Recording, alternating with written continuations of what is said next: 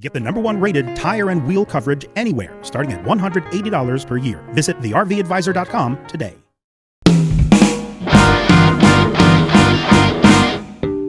This is the RV Advisor Podcast with your host, Tom Alexander. Get all the latest information, trends, advice from experts, stories from the road, and more in the world of recreational vehicles. Now, here's Tom. Hi, everyone. I'm Tom Alexander. Welcome to the RV Advisor Podcast. And it's the Forsythes tonight. It is John and Chelsea from eight Kilted Travelers. Count them, 8. There you go. How are you, folks? We're great. Thanks for having us. Thank you for coming on. I will tell our audience that we're recording this a little later than usual, not too late in the night, but usually, we record in the daytime, but we got our schedules to mesh, and here we are. Yes, and this way all the kids are in bed. All the kids are in bed. All right, so just 2 Kilted Travelers tonight. Yep. Tell us the origin of this, the 8 Kilted Travelers. Where did that come from? Well, that one's fairly simple. We have 8 of us in the family, 6 kids, 2 parents. The Kilted end comes from a Scottish heritage and our love of the Highland Games. And your love of the Highland Games. Now, is both of your heritage Scottish?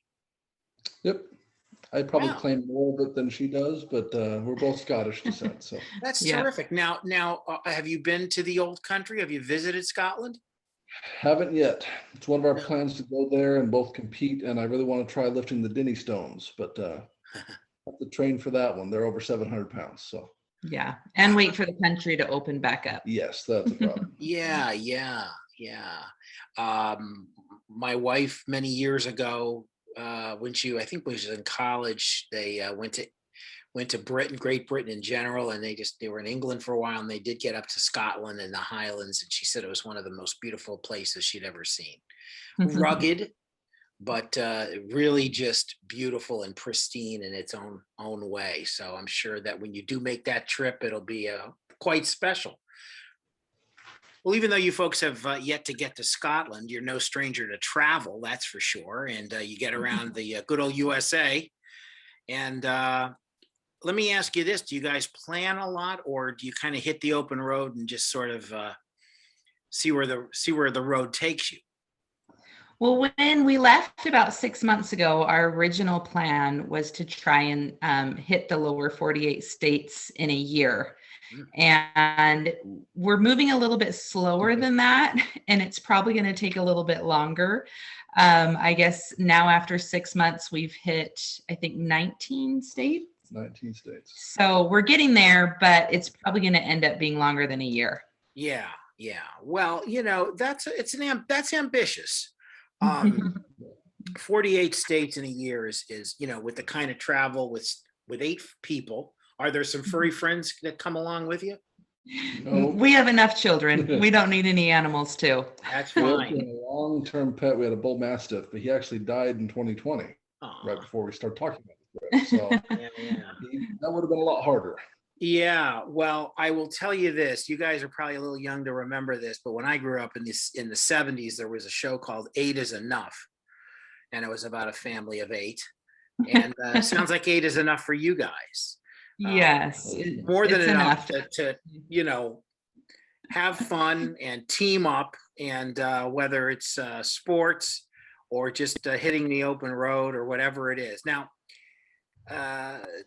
I want to learn more about these games, and we're going to do that on the other side of the break. But before we do go to the break, let me just ask you, the travel itself, does everybody sort of have kind of a specific job that they do? John, I'm assuming maybe you drive. I drive the truck. We actually have 2 vehicles. Yep. So we have the truck that pulls the 44-foot fifth wheel. And then we also have Suburban because we all can't fit in a pull vehicle. Gotcha. Yeah, I drive the truck with the trailer. Drive other times too, but mostly I drive the truck with the trailer. And then my job is to keep everything running while she keeps us all alive. Good plan. That's well done, well plotted. I like that. And I'm sure the kids all have certain things that they do too. They do. Our ages of our kids are from 14 all the way down to 1.5. Oh, So wow. obviously the older kids are very helpful. We're getting them to the point where they can fill up the gas on their own, put up the chalks and the blocks and all that stuff. And the younger kids are more, good about folding the outside mat and putting the chairs away, simpler jobs. Right. Plenty for everybody to do. Right. That's great. Terrific. Well, we will go to a break and we'll find out more about the games. And because that's a big part of what you do, the 8 Kilted Travelers. I'm speaking with John and Chelsea Forsythe. This is the RV Advisor Podcast. I'm Tom Alexander. Now these words.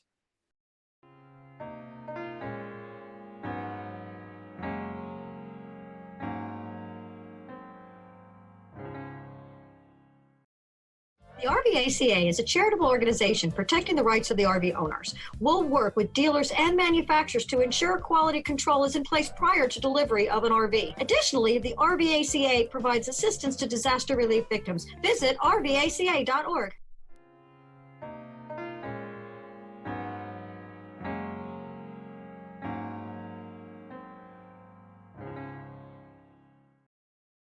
Welcome back to the RV Advisor Podcast. I'm Tom Alexander. My guests are the Forsythes. It's John and Chelsea, and they are 2 of the 8 Kilted Travelers. And I have to say that what fascinates me, obviously your travel is terrific, and you get to see a lot of different places around the country, but it's the games. It is the games. Now, this is an unusual thing, and it's very much a family affair. You guys are really, you all like to compete and participate. Well, maybe the 1.5-year-old isn't quite there yet, but that's okay. But tell us a little bit about the origin of these games and where you go to participate. Okay. Well, first of all, at our history, my husband and I met on the Brigham Young University track and field team. So we both threw shot put, discus, hammer. Those are going to be events that you're more familiar with. And after being married for, I guess it was probably about 10 years, we found the Scottish Games. And someone told us that we can still throw implements. We just had to wear a kilt. And we said, well, we can do that. What we didn't know about it is they're bigger and harder events than we did in college. These go all the way back. Well, reputed to go back to when the Scots wanted to train for war, but the English had taken away their weapons. And so they lifted stones, they threw stones, they did things that simulated warfare so they could train. And now we do those things for fun.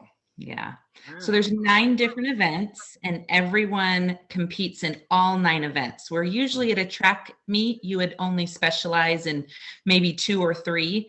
But in the Scottish Games, everyone competes in all 9. So it's a full day extravaganza, kind of like a strongman, let's see who's the last one on the field type of thing. Wow. So this is about maybe endurance and brute strength, and maybe less than what you might consider, I don't know, and you tell me if I'm wrong here, but just like what we would think of as sort of team sport athletics. It's more of an individual power strength kind of thing. Is that right? Is that somewhat accurate? It certainly is. Now, the funny part about it is we're all out there trying to win, and there's some big time competitors out there, and we're trying hard all day long. We're also, though, very, I don't know, we're not on the same team, but you're still very nice, very welcoming to each other. The best games, you're actually out there competing like crazy to beat the other person, and between throws, you're suggesting things they could try to improve. You're helping them tape so they can look at their performance afterwards. It's a whole bunch of friends all competing to beat each other. It's kind of funny. Well, so it's like a sisterhood and a brotherhood, right? There's a real sort of family connectivity there, right? Yeah, definitely. And wherever there is a Scottish Games in the country, of course, they have been cut back a bit because of COVID right now. Sure. But usually there will be an athletics portion along with it. So you might turn and see bagpipes, and turn the other way and see some, Irish dancers, and then turn around and see someone throwing a big telephone pole across the field. And that's the part that we do. We're kind of the entertainment. Mm. Well, that is fascinating. Is there a state in particular that you find that is this is something that's fairly prevalent more than any other state, or is it kind of pretty evenly distributed? Well, of course, Utah is the best at it because that's where we're from. That's where we're from. Yeah. Not really. Texas has some really good throwers that come out of there. Really, it's spread out across the nation because there are games everywhere, especially in the summertime. You'll have a dozen games per Saturday during the middle of the summer across the country.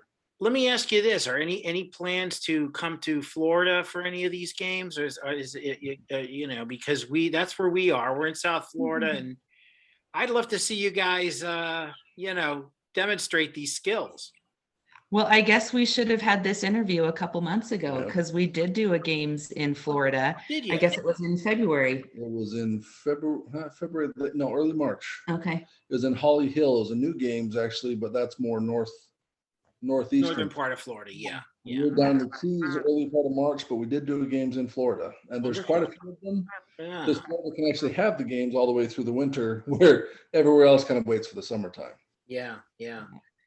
I have to share a story because it's directly to the Scottish heritage, and I love to tell this story to people. My mom and dad, when I grew up, there was a portion of my life where they lived on a golf course, and I would one time I was married, but I went to visit them and play around a golf there just by myself.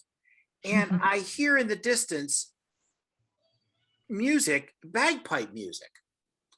And I'm thinking to myself, well, that's got to be piped in somewhere. Somebody's just, and as I hit my shot, a couple more shots, the music gets louder. And I look, and here's a guy in a kilt with a set of pipes playing. And it was really one of the most beautiful things I ever heard. I know bagpipes tend to get a bad rap, but for me, it was very majestic. I just really loved hearing it.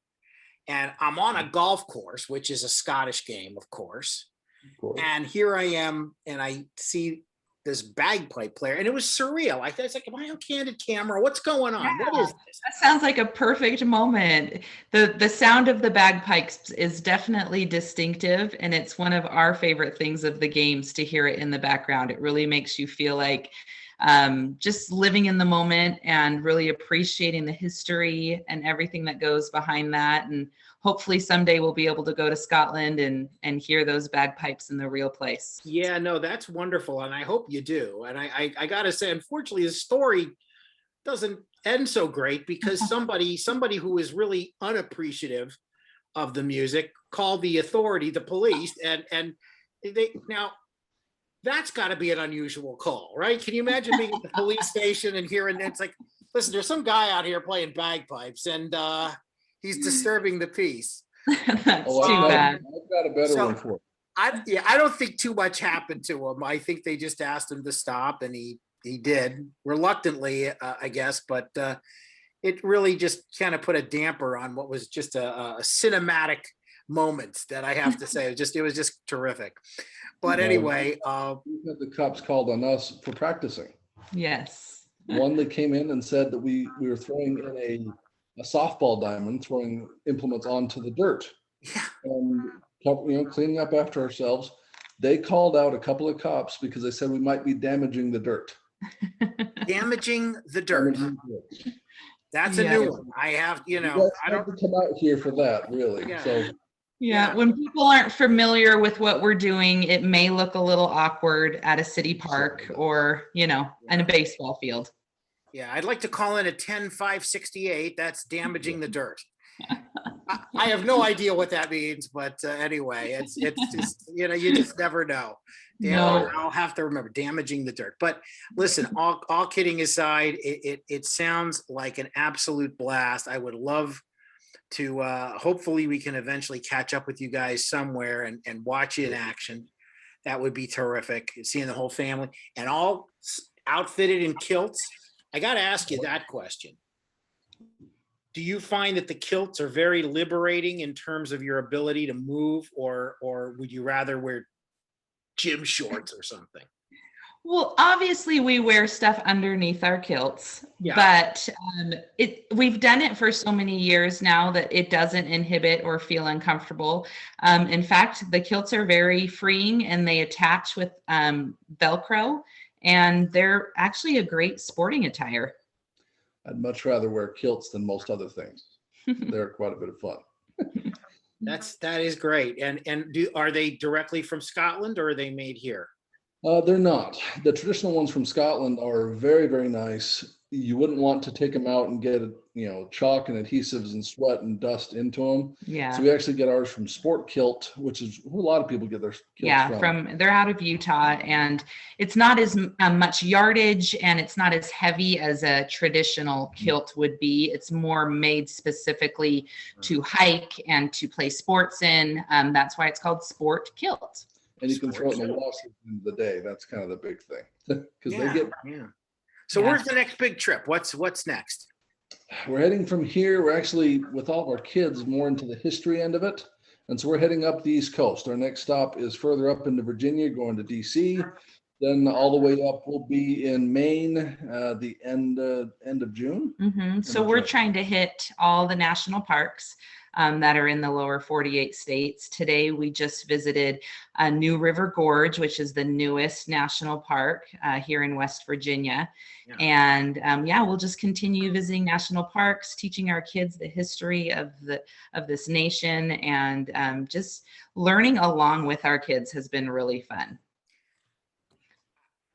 How do you top that? That is absolutely fantastic. You just can't beat it. That is great. I love what you guys are doing.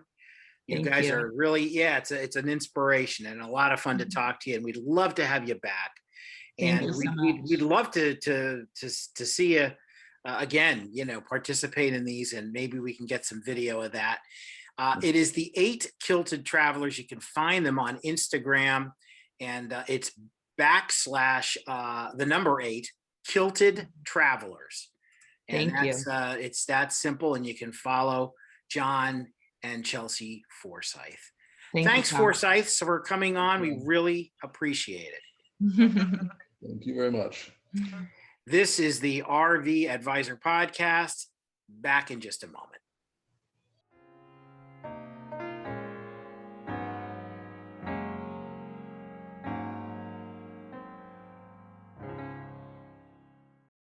With the RV Advisor's Roadside Assistance Plan, we've got you covered for just $99 per year. Visit thervadvisor.com today.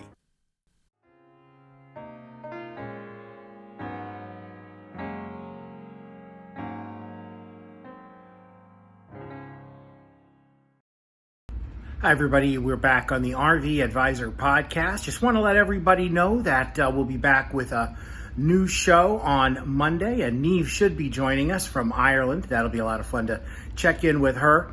And want to remind you that the RVACA is there for you, rvaca.org. You want to register your unit, that's the place to go, rvaca.org.